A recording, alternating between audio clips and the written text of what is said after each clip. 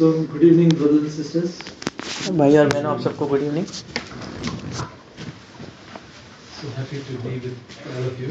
मैं बहुत खुश हूँ आप सबके साथ यहाँ एकत्रित होकर, To see so many children here is such a joy. और इतने बच्चों को यहाँ देखना बहुत खुशी की बात है। And so today I'll be sharing on some foundational topic. और आज कुछ मूलभूत विषयों पर मैं बांटना चाहता हूँ। So in the Christian life there is a foundation. हमारे मसीह जीवन में एक नींव होती है, And a few of the foundations are, one is the fear of God. एक नींव है परमेश्वर का भय, Okay, that's very important. जो बहुत महत्वपूर्ण है। Repentance, मन फिराव, that's very important. वो भी बहुत महत्वपूर्ण है। There is another thing called knowing the love of God. एक और नींव ये है कि परमेश्वर के प्रेम को जानना। So today I'm going to speak about knowing the love of God. और आज मैं परमेश्वर के प्रेम को जानने के विषय में बांटने वाला हूँ। And the Christian life has got a strong foundation on the love of God. और मसीही जीवन जो है वो परमेश्वर के प्रेम पर उसकी मजबूत नींव रखी जाती है। Because if you ask each one of us, what has caused us to come to Christ, one of them is the love of God. क्योंकि अगर हम में से हर एक से ये सवाल किया जाए कि किस कारण से हम परमेश्वर के पास या मसीह के पास आए, तो उसका एक उत्तर होगा मसीह के प्रेम की वजह से। The love of God revealed when Jesus died for us because of His love for us and forgave our sins. परमेश्वर का प्रेम हम पर तब प्रकट हुआ जब यीशु मसीह ने हमसे प्रेम किया और उस क्रूस पर हमारे पापों के लिए मरा। That has changed our life. उसने हमारे जीवन को बदल दिया है। The Bible says that God, Jesus, came to this world Bible हमें बताती है कि यीशु मसीह इस संसार में आया and His people did not receive Him. और उसके खुद के लोगों ने उसको स्वीकार नहीं किया। So God's people were the Jews at that time. परमेश्वर के लोग अर्थात उस समय के यहूदी लोग, And when He came to Israel, the people did not receive Him. जब वो इस्राएल में आए तो उन लोगों ने उसको स्वीकार नहीं किया। But it says in John chapter 1 verse 12, पर यूहन्ना रचित सुसमाचार पहला अध्याय 12वां वचन कहता है, but as many as received Him, to them He gave the right to become the children of God. परंतु जितनों ने उसे ग्रहण किया उसने उन्हें परमेश्वर की संतान होने का अधिकार दिया। So all of us who have received Jesus have become a child of God. हम में से जितनों ने यीशु मसीह को स्वीकार किया है, हम परमेश्वर के संतान बन गए हैं।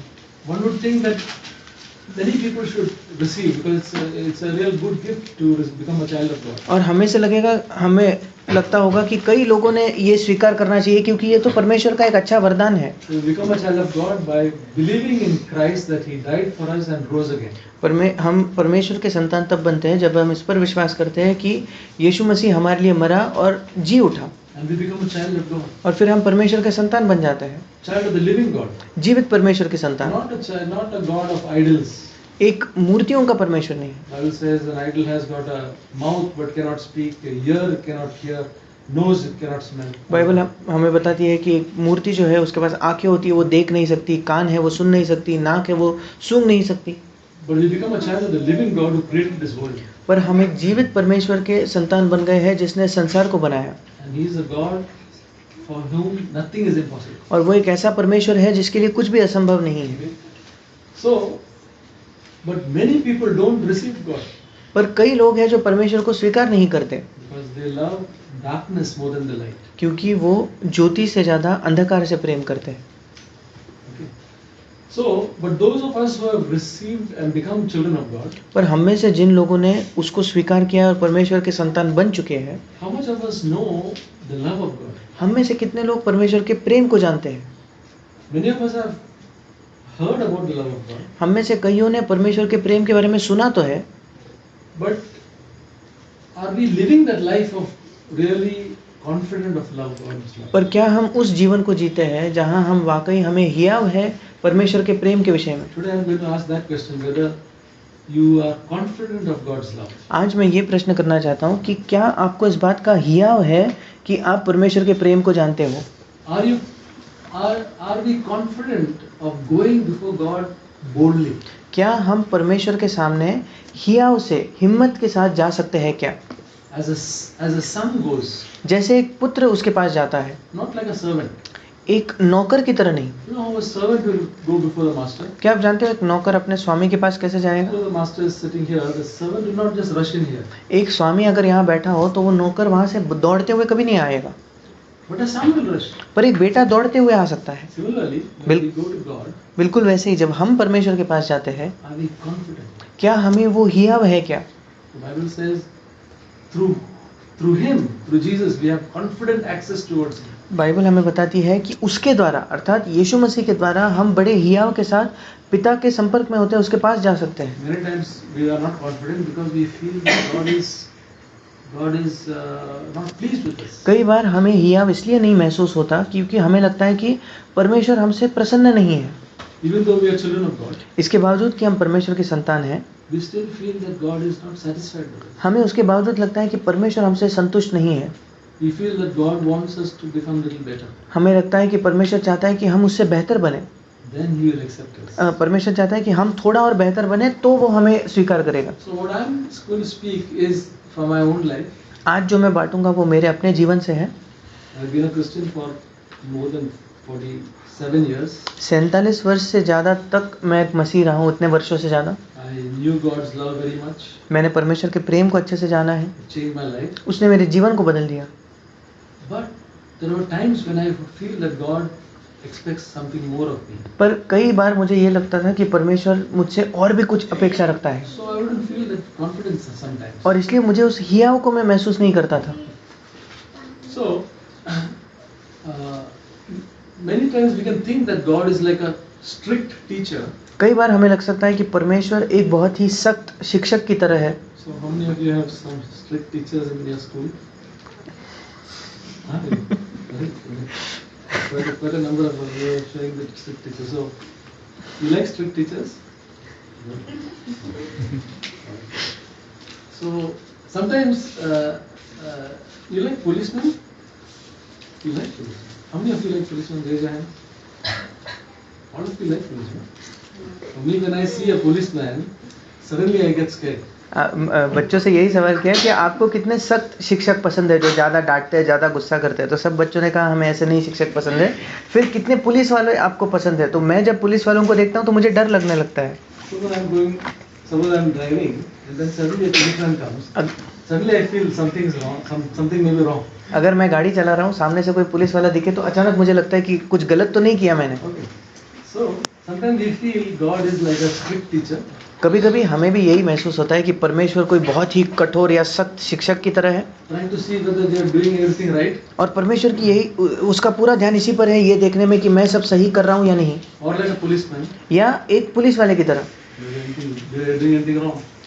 वो पुलिस वाला ये देख रहा है कि मैंने कुछ गलत तो नहीं किया, And then we naturally will not feel confident. और फिर हमें वो हियाव नहीं महसूस होगा। But I want to say that God is not a strict teacher nor a policeman. पर मैं आपको बताना चाहता हूँ परमेश्वर एक बहुत ही सख्त शिक्षक भी नहीं है और वो पुलिस वाला भी नहीं है, But He is a heavenly Father. पर वो एक स्वर्गीय पिता है, And He is a loving heavenly Father. और वो एक प्रेमी स्वर्गीय पिता है। To all His children, He is a very loving Father. उसके सारे बच्चों के लिए वो बहुत ज़्यादा प्रेमी पिता है। The Bible says we cannot measure the length and breadth and the height and the depth of His love. और बाइबल हमें बताती है कि उसके प्रेम की लंबाई, चौड़ाई, गहराई को हम नाप नहीं सकते। So we'll just see a few verses now about to know God. We have how do we know? Do we read some textbooks or do we read some what people say? How do we know about God's love? अब जब हम बात करते हैं परमेश्वर के प्रेम को जानने की, कैसे हम परमेश्वर को प्रेम को जान सकते हैं? क्या हमें कोई टेक्स्ट बुक, कोई किताब पढ़नी होगी क्या, या क्या करके हम उसके प्रेम को जान सकते हैं? How will we know? कैसे हम उसके प्रेम को जानेंगे? Yes. When God will talk to us. Okay. But is there something by which we can know God's love? कोई तरीका है क्या, जरिया है क्या जिससे हम परमेश्वर के प्रेम को जान सकते हैं? Bible, absolutely. Bible, because it's the word of God. Bible के द्वारा, क्योंकि वो परमेश्वर का वचन है। And in the Bible, if it is written about His love, और अगर बाइबल में उसके प्रेम के बारे में लिखा है तो then is it safe for us to believe? फिर क्या वो सुरक्षित है, हम उस पर विश्वास कर सकते हैं? The Bible is the word of God. It says, "Heaven and earth will pass away, but my word will not pass away." हाँ, क्योंकि बाइबल जो है परमेश्वर का वचन है। परमेश्वर का वचन कहता है कि स्वर्ग और पृथ्वी टल जाएगी पर मेरा वचन नहीं टलेगा। So let us see a few. There are so many verses. We will just see a few of them. और इसलिए कई वचन हैं, पर आज हम कुछ वचनों को देखेंगे. In the Old Testament, Isaiah 49 verses 15 and 16. पुराने नियम में यशाया 49 अध्याय उसका 15 और 16 वचन.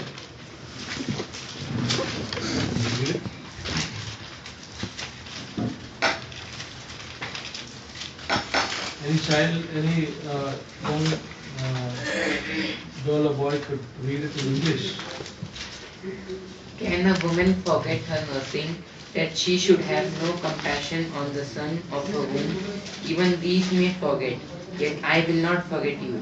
Behold, I have engraved you on the palms of my hand. Your walls are continually before me. In Hindi. The verse once again, which Isaiah 49 verses 15 and 16. यशाया 49 उसका 15 और 16 वचन. क्या यह हो सकता है कि कोई माता अपने दूध पीते बच्चे को भूल जाए और अपने जन्माए हुए लड़के पर दया न करे? हाँ, वो तो भूल सकती है, परंतु मैं तुझे नहीं भूल सकता. देख, मैंने तेरा चित्र अपने हथेलियों पर खोद कर बनाया है. तेरी शहरपनाह सदैव मेरी दृष्टि के सामने बनी रहती है. So this is a wonderful promise where God is saying that a woman forget a child? No, a woman cannot forget a child. But even when they may be tired, they may forget, but I will not forget you. ये एक अद्भुत वचन है जहाँ लिखा है कि क्या एक माँ अपने दूध पीते बच्चे को भूल सकती है? वो शायद नहीं भूलेगी, पर कभी वो थक गई होगी, वो भी भूल सकती है, पर मैं तुम्हें नहीं भूलूंगा, ऐसा परमेश्वर कहता है. Okay, let us read one more verse in Zephaniah chapter 3 verse 17. सपन्या नबी की पुस्तक उसका 3 अध्याय और 17 वचन हम पढ़ेंगे. And if you all can mark it, it will be nice. और अगर आप सब उसको मार्क कर रख सकते हो तो ये अच्छा होगा. Zephaniah 3:17. सपन्या 3:17. One of you read it in English and one in Hindi. पुराने नियम में पीछे से चौथी पुस्तक, मलाकी, जकरिया, हग्गई और फिर सपन्या.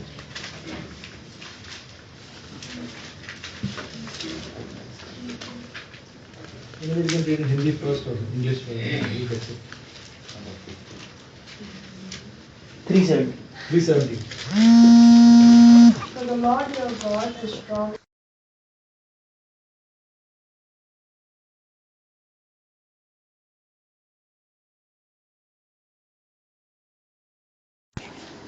वो लोग आसपास उनको मालूम नहीं करना.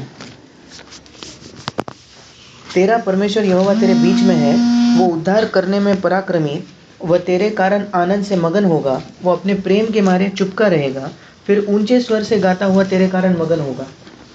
So this verse is such a amazing verse. और ये एक बहुत अद्भुत वचन है. It's almost we can hardly believe it. और हम इस पर विश्वास ही नहीं कर सकते मानो. Because it says that God rejoices over us. क्योंकि यहाँ लिखा है कि परमेश्वर हम पर, हिंदी में लिखा है मगन होगा, मतलब वो आनंद बनाता है हम पर. And He rejoices over with shouts of joy. और वो आनंद से मगन होकर ऊंचे स्वर से गाता हुआ आनंद करता है. And that God does for all of us. और परमेश्वर ये हम सब के लिए करता है. See, these brothers and sisters, these promises were written for Israel. ये जो सारे वचन थे ये इसराइल के लिए लिखे गए थे. So we'll say it is written for Israel, not for us. फिर हम कहेंगे कि अच्छा ये सब तो इसराइल के लिए लिखा है, हमारे लिए थोड़ी ना. For Israel. ये इसराइल के लिए है. But you know, after Jesus came पर क्या आप जानते हो, यीशु मसीह आने के बाद and died for us, और यीशु मसीह जब हमारे लिए मरा, He brought the Gentiles and Jews together. उसने यहूदियों को और अन्य जातियों को एक कर दिया, एक साथ लाया. And we have become God's Israel. और आज हम परमेश्वर की इसराइल बन चुके हैं. All we are now become joint heirs with the people of God. और आज हम वो संगी उत्तराधिकारी हो चुके हैं परमेश्वर के लोगों के साथ. All God's promises which are given to Israel have become us. जो भी वायदे परमेश्वर ने इसराइल को दिए थे वो हमारे बन चुके हैं. We'll read it in Ephesians chapter 3. हम उस वचन को पढ़ेंगे, इफिसियों की पत्री उसका 3 अध्याय.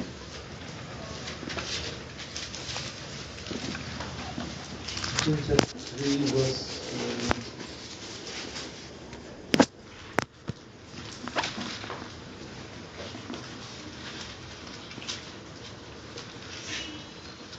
6. 3 अध्याय, इफिसियों की पत्री 3 अध्याय 6 वचन. It says, to be specific, that the Gentiles are fellow heirs and fellow members of the body and fellow partakers of the promise in Christ Jesus. अर्थात ये कि मसीह यीशु में सुसमाचार के द्वारा अन्य जातीय लोग मिरास में साझी और एक ही देह के और प्रतिज्ञा के भागी हैं। Okay? So, wonderful thing is that all the promises of God have become to the Gentiles now. मतलब सारे परमेश्वर की प्रतिज्ञाएं आज अन्य जातीय लोगों मतलब हम आपके और हमारे लिए आ चुके हैं। 2 Corinthians chapter 1 verse 20. दूसरा कुरिन्थ पहला अध्याय 20 वचन। 2 Corinthians chapter 1 verse 20 says, दूसरा कुरिन्थ पहला अध्याय 20 वचन। For as many as may be the promises of God, in him they are yes, therefore also by him is our amen to the glory of God. क्योंकि परमेश्वर की जितनी प्रतिज्ञाएं हैं वे सब उसी में हाँ के साथ है, इसलिए उसके द्वारा आमीन भी हुई कि हमारे द्वारा परमेश्वर की महिमा हो। So, brothers and sisters, all these promises are ours. ये सारे वायदे हमारे हैं।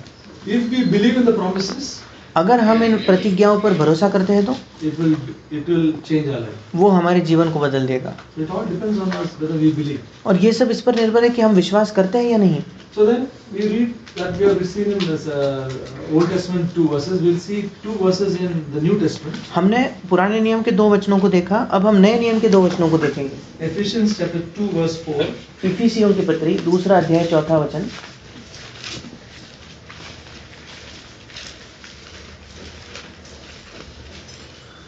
It says, but God being rich in mercy because of his great love with which he loved us.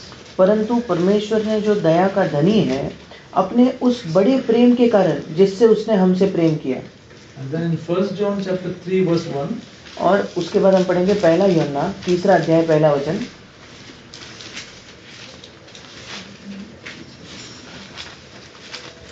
See how great a love the Father has bestowed upon us that we should be called children of God, and such we are. For this reason the world does not know us because it did not know him. देखो पिता ने हमसे कैसा प्रेम किया है कि हम परमेश्वर की संतान कहलाए और हम हैं भी, इस कारण संसार हमें नहीं जानता क्योंकि उसने उसे भी नहीं जाना। So we have seen a few verses, 2 verses in Old Testament and 2 verses in New Testament और हमने 2 वचन पुराने नियम में 2 वचन नए नियम में देखे about God's love for us. परमेश्वर का हमारे लिए जो प्रेम है उसके विषय में, That God loves us. कि परमेश्वर हमसे प्रेम करता है। All those who have put their trust in him. उन सब के लिए जिन्होंने अपना भरोसा उस पर रखा है। So then we should be confident of in his presence. और हमें उसके उपस्थिति में हिया महसूस होना चाहिए। But the thing what happens is we may know of God's love, पर होता ये है कि हम शायद परमेश्वर के प्रेम के बारे में जानते हैं। so in our head we know, हमारे सर में या मतलब हमारे दिमाग में हम जान जाते हैं, but we don't really believe पर हम उस पर विश्वास नहीं करते because we don't feel it. क्योंकि हम उस प्रेम को महसूस नहीं कर पाते। Because sometimes we don't feel that God loves us. क्योंकि कभी कभी हमें ये महसूस नहीं होता कि परमेश्वर हमसे प्रेम करता है। Maybe things have not gone so well during the day. शायद दिन भर में चीज़ें बहुत अच्छे से नहीं गई हमारे साथ। We feel that God may not love us. We feel God does not love us. और फिर हमें लगता है कि शायद परमेश्वर हमसे पर्याप्त प्रेम नहीं करता। But God is not one who goes by what we do and what we don't do. पर परमेश्वर ऐसा परमेश्वर नहीं है जो इस पर ध्यान रखता है कि हम क्या कर रहे हैं, हम क्या नहीं कर रहे हैं। And we should not go by our feelings. और हमें अपने भावनाओं पर ध्यान नहीं देना है, We should go by believing. हमें उस पर भरोसा करना है। There is a verse which has really transformed my life. एक वचन है जिसने मेरे जीवन को बदल दिया है, रूपांतरित किया है। 1 John chapter 4 पहला यूहन्ना उसका 4था अध्याय verse 16. उसका 16वां वचन। 1 John chapter 4 verse 16. पहला यूहन्ना 4:16। It says, and we have come to know and have believed the love which God has for us.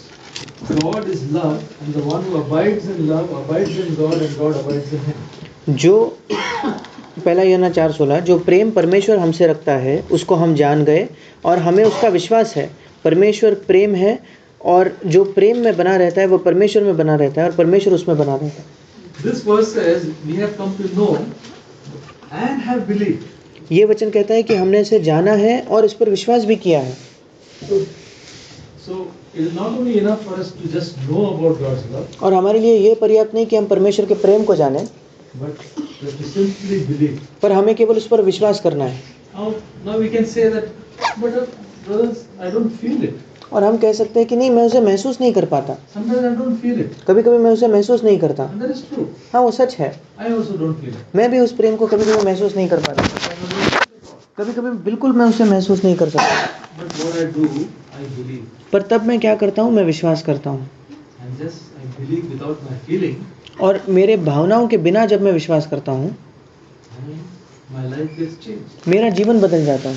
Because knowing the love that is knowing His favor. क्योंकि परमेश्वर के प्रेम को जानना मतलब उसके कृपा दृष्टि को जानना। See, Jesus lived always in the favor of God. यीशु मसीह पर हमेशा परमेश्वर पिता की कृपा दृष्टि थी। What is favor? कृपा दृष्टि का क्या मतलब होता है? See, when a child comes towards the father, जब एक बच्चा अपने माता पिता के पास आते हैं, he knows that he is accepted because he is the son. वो जानता है कि उसको उस माता पिता ने स्वीकार किया है क्योंकि वो उनका बेटा है। And so, the son or child will do the best. और इसलिए The child will do the best, can do the best. और इस वजह से, उस जानकारी की वजह से वो बच्चा जो है वो अपना सर्वश्रेष्ठ कर सकता है। But if a child does not know that their father and mother love them, पर अगर एक बच्चा इस बात को नहीं जानता कि उनके माता पिता उनसे प्रेम करते हैं, then there will be an insecurity. फिर हमेशा एक असुरक्षा उनके मन में होगी। Means they don't feel the favor of their parents. मतलब उनको अपने माता पिता की कृपा दृष्टि महसूस नहीं होती। Brothers and sisters, the Christian life can only be lived by being confident of the favor of God. मसीही जीवन भाई और बहनों केवल इसी बात की वजह से हम जी सकते हैं जब हमें पूरा हियाव होगा, पूरी हिम्मत होगी कि परमेश्वर हमसे प्रेम करता है।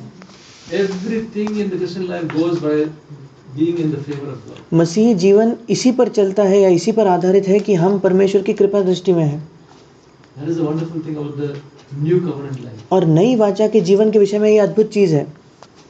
So we are always confident of His love. और हमें हमेशा उसके प्रेम के बारे में एक हियाव है। Only one reason, because we are His child. एक ही कारण है क्यों वो हमसे प्रेम करता है, हम उसकी संतान है Not इसलिए। because of what we do. ये नहीं कि हम क्या कर रहे हैं उसके वजह से। See, we are not living a life of, we are trying to be good and then think that God will accept us. हम एक ऐसा जीवन नहीं जी रहे कि पहले हम अच्छे काम करें और फिर परमेश्वर हमें स्वीकार करेगा। God has justified us. परमेश्वर ने हमें धर्मी ठहराया है। All those who have put their faith in Christ, उन सब ने जिन्होंने अपना भरोसा मसीह में रखा है, God has given the righteousness of Christ to us परमेश्वर ने मसीह की धार्मिकता हमें दी है as a gift, एक वरदान के तौर पर। not without anything that we have done. इसलिए नहीं कि हमने कुछ किया है। There are two types of righteousness, दो प्रकार की धार्मिकता होती है। and one is the righteousness of the law, एक तो है व्यवस्था की धार्मिकता, or it is also called the righteousness of our own. या हम कह सकते हैं वो हमारी अपनी धार्मिकता है। What is that righteousness? वो धार्मिकता कौन सी है? Today I have read the Bible, आज मैंने बाइबल पढ़ लिया, I have prayed, आज मैंने प्रार्थना की, I have not got angry, I have been good to people. आज मैं गुस्सा नहीं हुआ, आज मैंने लोगों से बहुत अच्छे से बर्ताव किया, So now I am righteous. आज फिर ये सब किया इसलिए मैं धर्मी हूँ। Or maybe I have helped some people, I have given some money to the poor. या शायद मैंने कुछ लोगों की सहायता की, गरीबों को थोड़ा पैसा दिया I feel nice about myself. और मुझे अपने बारे में बहुत अच्छा महसूस होता है। What is that righteousness? वो कौन सी धार्मिकता है? That is the righteousness of the law. वो है व्यवस्था की धार्मिकता, That is my own righteousness. वो मेरी अपनी धार्मिकता है। The apostle Paul was first class in that. और ऐसी धार्मिकता जो है उसमें प्रेरित पौलुस बिल्कुल अव्वल था, एक नंबर पर था। But see what he says in Philippians chapter 3. पर देखिए फिलिपियों की पत्री उसके 3 अध्याय में पौलुस क्या कहता है? Philippians chapter 3 verse 9.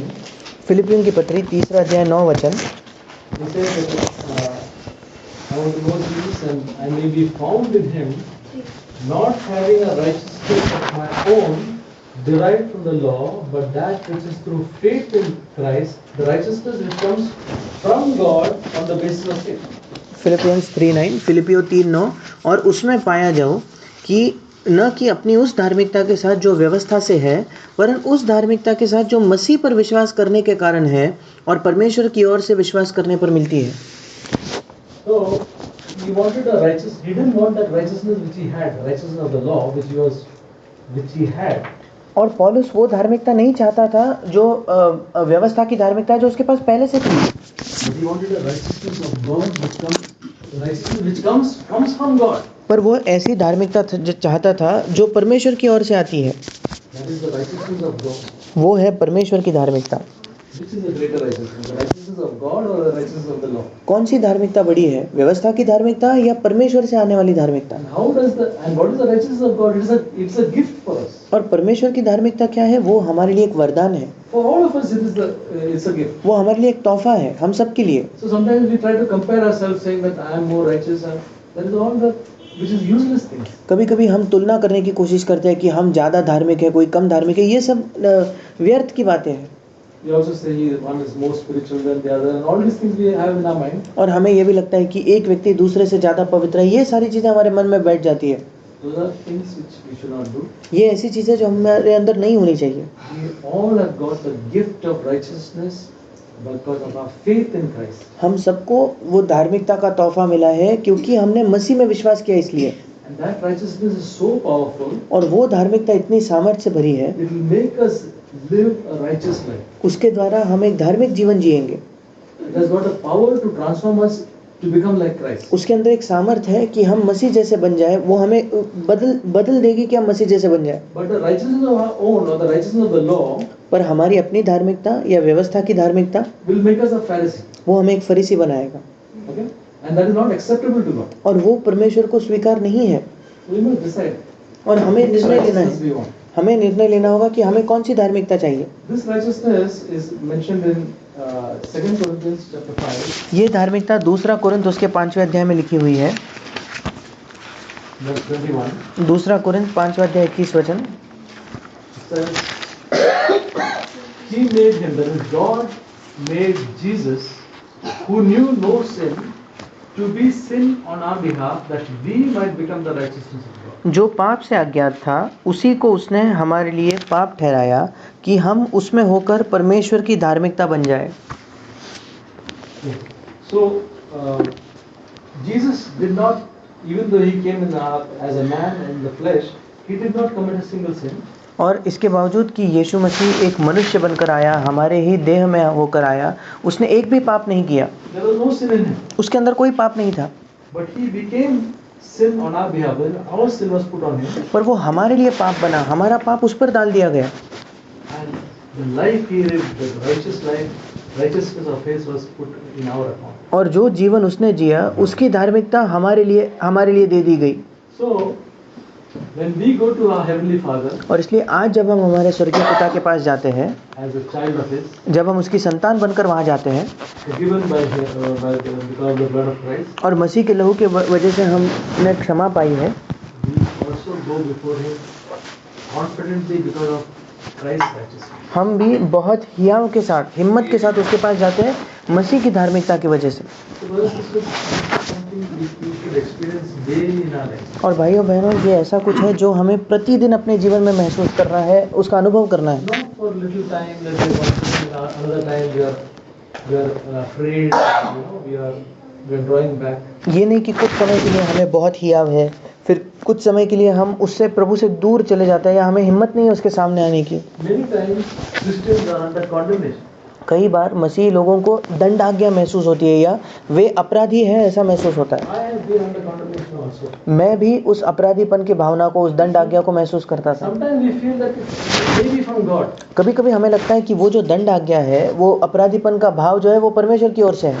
The word of God says there is no condemnation for those who are in Christ. परमेश्वर का वचन कहता है जो मसीह यीशु में है उन्हें कोई दंड आज्ञा नहीं है। I want to say for every child of God who loves him and who are sincere and who want to follow the Lord, there is no condemnation. मैं कहना चाहता हूँ हर एक परमेश्वर की संतान जो उससे प्रेम करता है, जो ईमानदार है, उसके लिए कोई दंड आज्ञा नहीं है। Let us look at Romans chapter 8. हम निकालेंगे रोमियो की पत्री 8वां अध्याय पहला वचन। It says, there is therefore now no condemnation for those who are in Christ Jesus. Romeo 8:1 अतः अब जो मसीह यीशु में है उन पर दंड की आज्ञा नहीं। It says there is now therefore no condemnation for those who are in Christ. और लिखा है कि जो मसीह यीशु में है उन पर दंड की आज्ञा नहीं है। Verse 34 says, उसी अध्याय का 34 वचन कहता है, who is the one who condemns? फिर कौन है जो दंड की आज्ञा देगा? Christ Jesus is he who died. Masih he- His brother who was raised, who is at the right hand of God, who also intercedes for us. मसीह ही है जो मर गया वरन मुर्दों में से जी भी उठा और परमेश्वर की दाहिनी ओर है और हमारे लिए निवेदन भी करता है। So here in 2 verses it says, who is the one who condemns? It's not God, it's not Christ. यहाँ 2 वचनों में लिखा गया है कि कौन हम पर दंड आज्ञा देता है? मसीह नहीं दंड आज्ञा देता है, Christ is interceding for us. वो तो हमारे लिए मध्यस्थी करता है, प्रार्थना करता है। He is our high priest वो हमारा महायाजक है who is interceding and praying that we'll become more and more like him. जो हमारे लिए विनती करता है, मध्यस्थी करता है, प्रार्थना करता है कि हम ज़्यादा और ज़्यादा उसके जैसे बन जाए। So for a child of God who wants to follow Jesus, there is no condemnation. और परमेश्वर की एक संतान के लिए जो यीशु मसीह के पीछे चलना चाहता है, कोई दंड की आज्ञा नहीं। Today we can put condemnation away from our life. आज हम दंड की आज्ञा को हमारे जीवन से निकाल सकते हैं, दूर कर सकते हैं। The devil brings accusation and condemnation. शैतान है जो दंड की आज्ञा लाता है, दोष लगाने का भाव लाता है। God does not condemn his children. परमेश्वर अपने बच्चों को दंड की आज्ञा नहीं देता। The Holy Spirit convicts us. पवित्र आत्मा हमें अपने पाप का एहसास दिलाता है। Conviction is that we know that something is wrong and we go to God और पाप का एहसास होना मतलब हमें जब पता चलता है कि कुछ गलत है और हम परमेश्वर की ओर जाते हैं for help, सहायता के लिए maybe to ask forgiveness. और क्षमा मांगने के लिए। That's the way the Holy Spirit works. इसी प्रकार पवित्र आत्मा काम करता है। Condemnation is that you are no good, there is no hope for you, and it takes you away from God. पर दंड की आज्ञा क्या है? दंड की आज्ञा वो है जहां आपको यह महसूस होता है कि आप बिल्कुल भी अच्छे नहीं हो और वो आपको परमेश्वर से दूर ले जाता है। So brothers and sisters, today condemnation we should put aside. और भाई और बहनों, आज दंड की आज्ञा जो है उसे हमें दूर करना है, अपने जीवन से निकालना है। What I'm telling you, I do it myself. जो मैं आपको बता रहा हूँ वो मैं खुद करता हूँ। I don't live under condemnation. मैं उस दंड की आज्ञा के नीचे नहीं जीता। Another thing is about we talked about feelings and faith. एक और चीज़ जो हमने पढ़ी वो भावना के विषय में और विश्वास के बारे में। The greatest example of this is Abraham. उसका सबसे महान उदाहरण है Abraham. Children, just listen to this. In Genesis chapter 15, बच्चों, आप इसे सुन सकते हो उत्पत्ति की पुस्तक उसके 15 अध्याय में। Genesis chapter 15. उत्पत्ति उसका 15 अध्याय। This is the incident, the story about Abraham. ये अब्राहम के जीवन की घटना है। Abraham was around 75 years. Abraham 75 वर्ष का था। Abraham and Sarah did not have children. Abraham और सारा के बच्चे नहीं थे। They were living in tents. वो तंबुओं में जीते थे Okay? And God called them out. और परमेश्वर ने उन्हें बाहर बुलाया। He came out of the tent. वे उस तंबू से बाहर आए God said, look at the sky. और परमेश्वर ने कहा कि आकाश को देखो See the stars in heaven. और तारों को देखो जो आपको आकाश में दिखते हैं। You're going to get descendants like this. आपको इतने संतान होंगे। So Abraham, 75 years, now no child so far. और अब्राहम सोच रहा है कि मैं 75 वर्ष का हूँ, अब तक मुझे कोई संतान नहीं है। And God saying that you'll get children like the stars of the sky. और परमेश्वर कह रहा है कि आकाश के तारों के इतने तुम्हें संतान होंगे। He said yes. He said yes. Abraham ने कहा हाँ। He agreed with God. मतलब अब्राहम सहमत हो गया परमेश्वर से। And would any of us do that? क्या हम में से कोई वो करता? It's something which has changed the lives of all after that. और ये एक ऐसा निर्णय था जिसके बाद उस समय के बाद जितने लोग जीवित थे सबका जीवन उसकी वजह से बदल गया। This principle of believing God. ये जो सिद्धांत है परमेश्वर पर विश्वास करने का, Today, if we believe in His promises आज अगर हम उसके वायदों पर भरोसा करेंगे तो, and not go by our feelings, अगर हम विश्वास करेंगे और हम अपने भावनाओं के अनुसार नहीं चलेंगे तो we will get the same blessing of Abraham. हमें अब्राहम की वही आशीष प्राप्त होगी। What did God say to Abraham? परमेश्वर ने अब्राहम से क्या कहा? You are a righteous man तू एक धर्मी व्यक्ति है because you have believed me. क्योंकि तूने मुझ पर विश्वास किया। If we believe God's promises, that's the time God thinks of us as righteous. जब हम परमेश्वर के वायदों पर भरोसा करते हैं उस समय परमेश्वर हमें धार्मिक समझता है। Not because of something good we try to do. इसलिए नहीं कि हमने कुछ अच्छा करने की कोशिश की। It's the believing in the living God's promises. उस जीवित परमेश्वर के वायदों पर विश्वास करना वो धार्मिकता है। Our feelings may not show anything. हमारी भावनाओं में शायद हमें कोई बदलाव नहीं महसूस होगा, And I say, I believe पर मैं कहता हूँ कि मैं फिर भी उस पर विश्वास करता हूँ, that changing us. वो हमारे जीवन को बदल देता है And that brings us to the life of God. और उसके द्वारा हम परमेश्वर के जीवन के पास आते हैं। That makes us more and more like Christ. उसकी वजह से हम ज़्यादा और ज़्यादा मसीह की तरह बनते हैं And God will begin to give us a revelation of His word. और परमेश्वर हमें उसके वचन के बारे में प्रकाशन देना शुरू करेगा। See, understanding God's word comes by preaching and by reading. परमेश्वर के वचन को समझना वो कैसे होता है, जब हम वचन पढ़ते हैं या जब हम प्रचार को सुनते हैं। Okay? So a clever mind will understand something more. तो कोई बुद्धिमान व्यक्ति है, बुद्धिमान उसकी बुद्धि ज़्यादा है तो वो ज़्यादा समझ लेगा, But revelation is different. पर प्रकाशन जो है वो बिल्कुल अलग है। Revelation does not come from man. प्रकाशन मनुष्य की ओर से नहीं आता। It says in Matthew chapter 11, मत्ती रचित सुसमाचार उसका 11वां अध्याय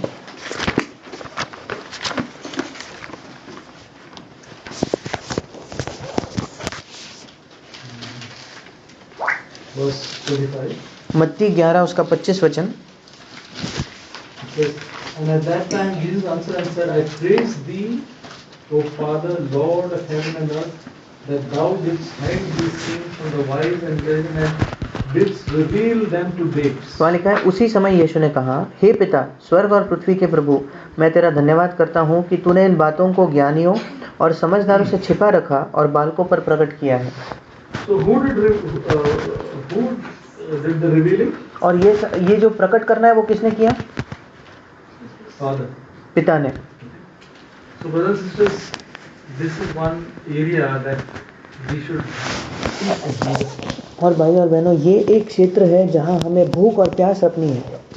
If we are humble, अगर हम नम्र हैं तो, if we are like a babe saying that I do not know, अगर हम एक बालक के समान कहेंगे कि मैं नहीं जानता, Lord, show me your ways, प्रभु मुझे तेरे मार्ग दिखा, then more than understanding the Bible, God will give us a revelation. तब बाइबल को समझने से भी बढ़कर परमेश्वर हमें प्रकटीकरण या प्रकाशन देगा। The Apostle Paul got so much of revelation. प्रेरित पौलुस को बहुत ज्यादा प्रकाशन मिला, That's why his preaching and his work really was a blessing. इसलिए उसका प्रचार करना, उसका काम जो है वो एक आशीष बन गया। Brothers and sisters, when we get revelation from God, we will get confidence in the things of God. भाई और बहनों, जब हमें प्रकाशन मिलेगा तो परमेश्वर की चीजों में हमें हियाव बढ़ेगा, हमारी हिम्मत बढ़ेगी। Sometimes you have heard many times Brother Zach and all preaching, but it should become a revelation to you. कई बार हमने भाई जैक को दूसरों को प्रचार करते हुए सुना है, पर वो हमारे लिए एक प्रकाशन बन जाना चाहिए। It should not be just second-hand knowledge, but it should be first-hand. वो हमारे लिए दूसरों से मिला हुआ ज्ञान नहीं होना चाहिए, हमारे अपने अंदर वो चीज आ जानी चाहिए। So brothers and sisters, I want to encourage one thing today, that we have heard that God loves us. और भाई और बहनों, मैं आपको प्रोत्साहित करना चाहता हूँ, आज आपने सुना कि परमेश्वर हमसे प्रेम करता है, Simply believe. हम केवल उस पर विश्वास करें। Maybe tomorrow you may not feel at all. शायद कल आपको बिल्कुल भी महसूस नहीं होगा या एहसास नहीं होगा कि प्रभु मुझसे प्रेम करता है, And you may feel that he is like a strict policeman और or a आपके- strict teacher, और आपको ये लगता होगा कि परमेश्वर जो है बहुत सख्त शिक्षक की तरह है, or like a policeman. या वो एक पुलिस वाले की तरह है। Don't believe that. उस पर भरोसा, उस पर विश्वास मत करो। Believe that he is a father ये विश्वास करो कि वो एक पिता है who is interested in us. जिसकी हमारे अंदर दिलचस्पी है। As you do this, जैसे आप ये करते जाओगे, you will soon start seeing the Heavenly Father in that way. बहुत जल्द से आप स्वर्गीय पिता को उस नजरों से देखना शुरू करोगे। I heard one song. How many of you have heard about the Getar band? Nobody has heard. English group of singers who were singing one particular song. और मैंने एक बार एक गीत को सुना था, कुछ लोग गा रहे थे, And in that, it's an old hymn, feasting on the riches of His grace, sheltering neath His, it says, feasting on the riches of His grace. The song says, और उस गीत के शब्द ऐसे हैं कि उसके अनुग्रह का जो धन है उसका उत्सव मनाते हुए या उसको भोजन की तरह खाते हुए, resting neath His sheltering wings. और उसके जो मुझे सुरक्षा देने वाले उसके पंख है उसके नीचे आराम करते हुए। The third line is, always looking on His smiling face. और तीसरी पंक्ति है, हमेशा उसके मुस्कुराते चेहरे को देखते हुए। That is why I shout and sing. इसी वजह से मैं चिल्लाता हूँ और गाता हूँ। This is a song. ये वो- Somewhere in 1900. ये 1900 में लिखा हुआ गीत है। Always looking at His smiling face. हमेशा परमेश्वर के मुस्कुराते चेहरे को देखते हुए। And these singers were singing, and they were singing with a they were singing with a smile, Broadsman, and I was thinking at that time, some years back, और जब मैंने उस गीत को सुना, वे सब मुस्कुरा कर गा रहे थे और मैं सोचने लगा कई साल पहले, when I look at God, I don't see Him smiling at me. और मैंने सोचा कि जब मैं परमेश्वर को देखता हूँ, मैं ये नहीं देखता कि परमेश्वर मुझे देखकर मुस्कुरा रहा है। I know He is not angry with me, मैं ये जानता हूँ कि वो मुझसे गुस्सा नहीं है, but smiling at me. पर क्या प्रभु मुझे देख के मुस्कुराता है? I said, Lord, I want that. और मैंने कहा प्रभु मैं ये चाहता हूँ। Today I have that experience. आज मेरे पास वो अनुभव है। That's what Zephaniah 3:17 says. वही सपन्या 3:17 कहता है। Do I feel it? क्या मुझे वो महसूस होता है हर I समय? don't feel it all, नहीं, मैं बिल्कुल वो महसूस नहीं करता, but I believe. पर मैं उस पर विश्वास करता हूँ। So, brothers and sisters, I want to encourage you for that, to just have a strong foundation in God's love, because that will only help us in our Christian life. और भाइयों और बहनों, मैं आपको प्रोत्साहित करना चाहता हूँ कि आपका परमेश्वर के प्रेम पर एक मजबूत नींव होनी चाहिए, क्योंकि वही चीज़ है जो हमें मसीह जीवन में आगे ले जाएगी।